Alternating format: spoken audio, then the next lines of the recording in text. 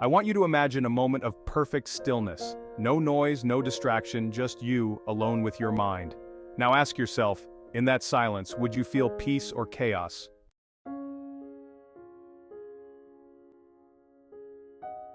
Many of us find that when the external world quiets down, the internal world grows louder. We become acutely aware of our thoughts racing, emotions swirling, and fears rising. Why is that? Why do we run from our own minds?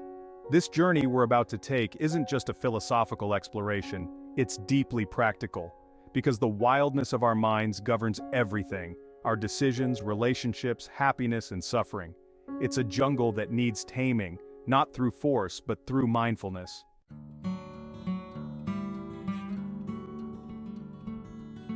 You might ask, what is mindfulness? Is it just sitting still and breathing? No, it's far more profound than that.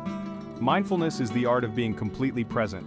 It's the ability to step out of the constant chatter in your head and truly see life as it is, without judgment, without resistance. But taming the mind is not easy. The first step is awareness.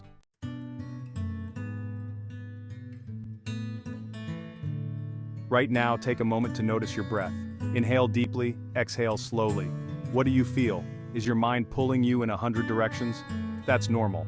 Most of us live as if we're passengers on a runaway train, unaware that we can take control of the wheel. When we practice mindfulness, we're not trying to suppress our thoughts or emotions. Instead, we're learning to observe them like a curious scientist. You might notice anger arising, but instead of being consumed by it, you step back and say, there's anger. You watch it come and go like a wave on the ocean. Think about this. If you're not your thoughts, who are you? This question might feel unsettling, but it's the key to freedom. So much of our suffering comes from identifying with the storm of thoughts in our heads. I'm not good enough. I'll never succeed. They don't love me. But these are just stories the mind tells us. They're not you. Here's a practice for you to try. Every day, set aside 5 minutes to sit quietly. Close your eyes and focus on your breath. When a thought arises, don't fight it, don't judge it. Simply notice it and let it go. At first, this might feel impossible. Your mind will rebel, throwing every distraction it can at you. But over time, you'll start to notice a gap, a space between you and your thoughts. And in that space lies your freedom.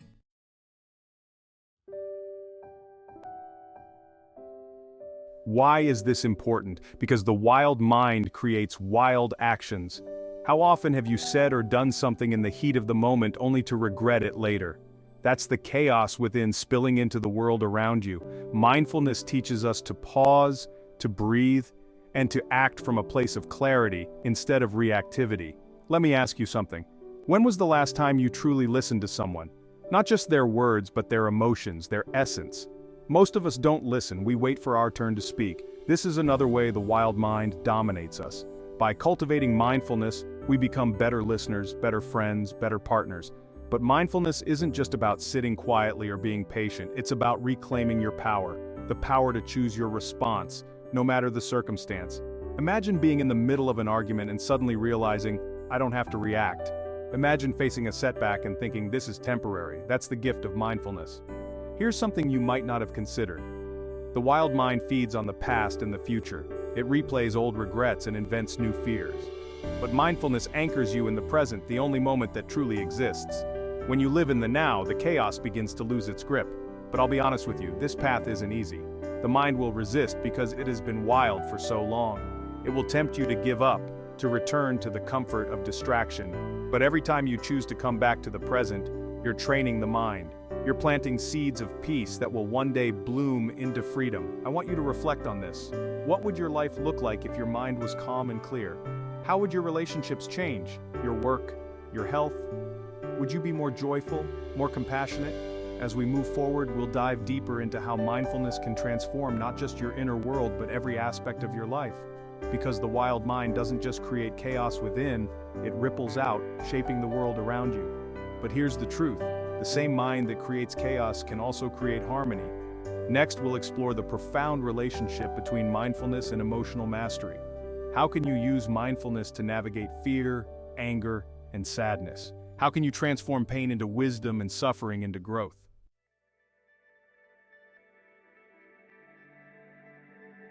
From chaos to clarity, mastering emotions through mindfulness.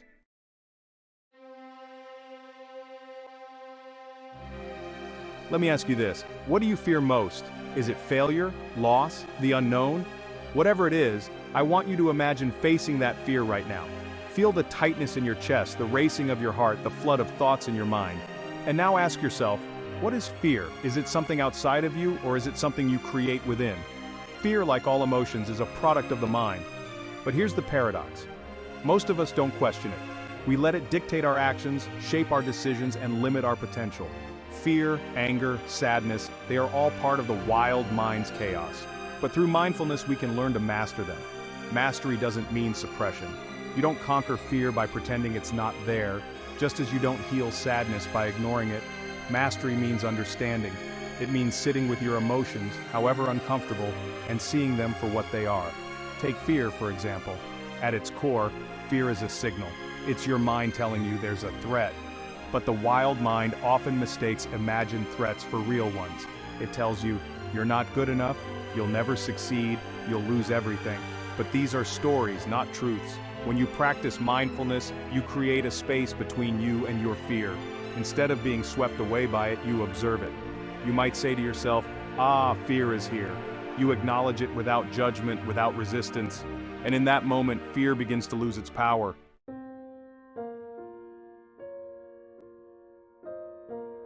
Now let's talk about anger. How often has anger driven you to say or do something you regret?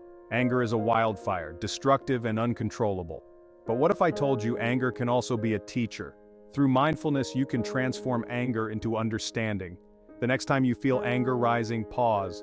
Take a deep breath and ask yourself, what is this anger trying to show me? Maybe it's revealing an unmet need, a boundary crossed, or a deeper wound. By listening to anger instead of reacting to it, you can respond with clarity and wisdom. But here's the challenge. Emotions don't like to be observed. They thrive on reaction. When you practice mindfulness, your mind will resist. It will say, this is pointless, or just give in. But remember, every time you pause, every time you breathe through an emotion, you're reclaiming your power.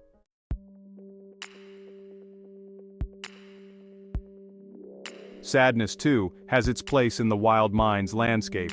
We often see sadness as weakness, something to be avoided. But sadness is not your enemy. It's a signal that something within you needs healing. Mindfulness teaches us to hold sadness with compassion, like a parent comforting a child. I want you to try this. The next time you feel overwhelmed by sadness, sit quietly and place a hand on your heart. Breathe deeply and say to yourself, it's okay to feel this way. This too shall pass. Notice how this simple act of self-compassion can shift your perspective. Here's a deeper question. If your emotions are not permanent, why do we let them define us? Think of your emotions as waves on the ocean. They rise, they fall, but they are not the ocean itself. The ocean is your true self, vast, calm, and unshaken by the storms above. As you practice mindfulness, you'll start to notice something extraordinary. Emotions that once felt overwhelming begin to lose their grip. You'll find that you can face even the most intense feelings with equanimity, and in that equanimity, you'll discover clarity. This clarity doesn't just benefit you, it transforms your relationships. When you're mindful, you're less likely to project your emotions onto others. You become a better listener, a more compassionate friend, a more understanding partner. Let me share a story. Imagine two people arguing. Both are consumed by anger, shouting over each other, trying to prove they're right. But what if one of them paused, took a breath, and said, I hear you, let's talk. That moment of mindfulness can diffuse the entire situation. Now think about the conflicts in your own life. How often have they been fueled by unchecked emotions? What would change if you approached these conflicts with mindfulness? Here's a practice for emotional mastery. The next time you feel overwhelmed by any emotion, pause and name it. Say to yourself, this is fear, or this is anger, or this is sadness. Naming the emotion creates distance. It reminds you that you are not the emotion, you are the observer of the emotion. But let's not stop there. After naming the emotion, ask yourself, what does this emotion need? Maybe fear needs reassurance, anger needs understanding, or sadness needs comfort. By meeting your emotions with mindfulness, you begin to heal the chaos within. I'll leave you with this thought. Emotions are not obstacles, they are gateways. Each one is an opportunity to learn, to grow, and to connect with your true self. The more you practice mindfulness, the more you'll realize that even the wildest emotions have wisdom to offer. Next, we'll explore the ultimate freedom that mindfulness brings. Not just taming the wild mind, but transforming it into a source of boundless creativity and peace. we'll dive into the power of presence and how living fully in the moment can unlock your highest potential.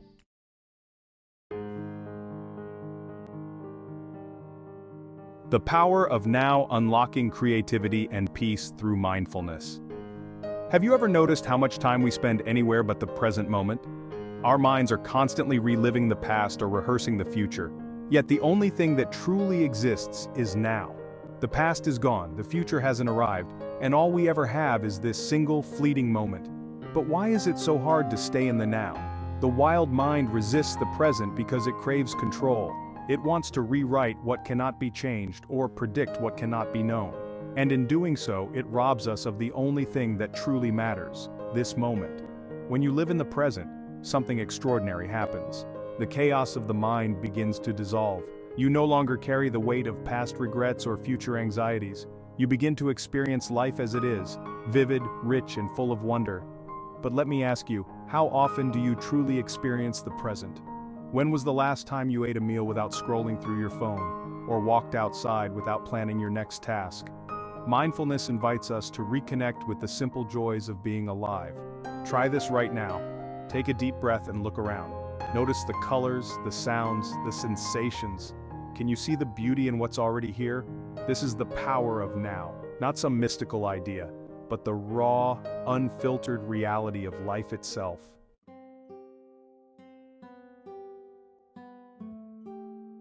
Presence is also the key to creativity. Have you ever noticed that your best ideas come not when you're forcing them, but when you're relaxed and fully present? Maybe it was in the shower, during a walk, or in the middle of a quiet moment. That's because creativity flows when the mind is calm, not chaotic. Think of your mind as a still pond. When the water is turbulent, you can't see clearly. But when it's calm, the surface reflects everything perfectly. Mindfulness quiets the turbulence, allowing your natural creativity to emerge. Here's a practice to nurture this creativity. Every day, spend a few minutes in silence. No distractions, no agenda, just be. Let your thoughts come and go like clouds in the sky. Over time, you'll notice that ideas start to flow effortlessly, as if from some deeper part of yourself. This deeper part is what many call intuition. It's the voice of wisdom that arises when the noise of the wild mind subsides. Intuition doesn't shout, it whispers. And when you're present, you can hear it clearly.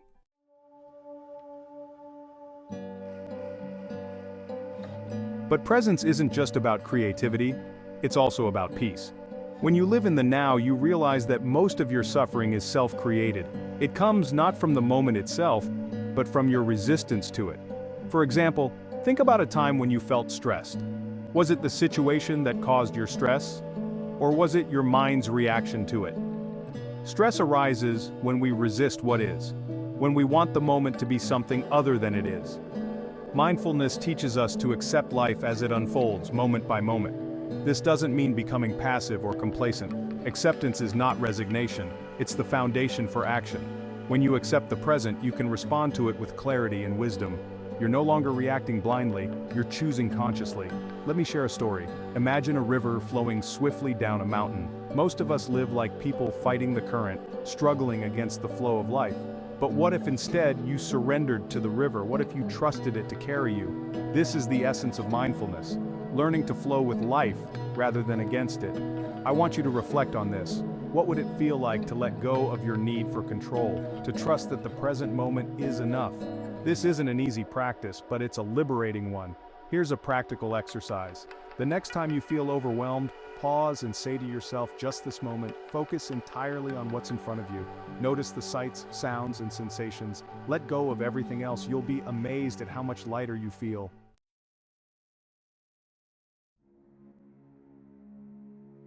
Now let's talk about relationships. Presence is the greatest gift you can offer another person. When you're fully present, you're not just hearing their words, you're feeling their emotions, their essence. You're connecting on a deeper level. Think about a time when someone truly listened to you, not just with their ears, but with their whole being. How did it make you feel? Mindfulness allows us to offer that same presence to others, creating relationships built on trust and understanding. But presence isn't just for others, it's for you.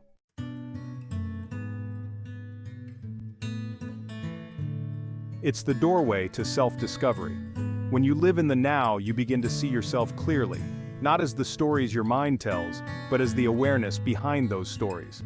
So who are you in this moment? Not your past, not your plans, just you, here and now. This is the question mindfulness invites us to explore, and the answer isn't something you find in words, it's something you feel in your very being.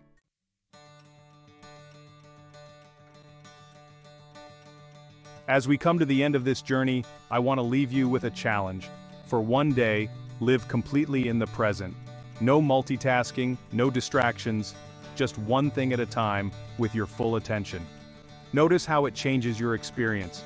Notice how it changes you. This practice isn't about perfection, it's about progress. Each moment of mindfulness, no matter how small, brings you closer to taming your wild mind. And as you do, you'll discover a life of clarity, creativity, and peace, a life that has always been waiting for you in the now.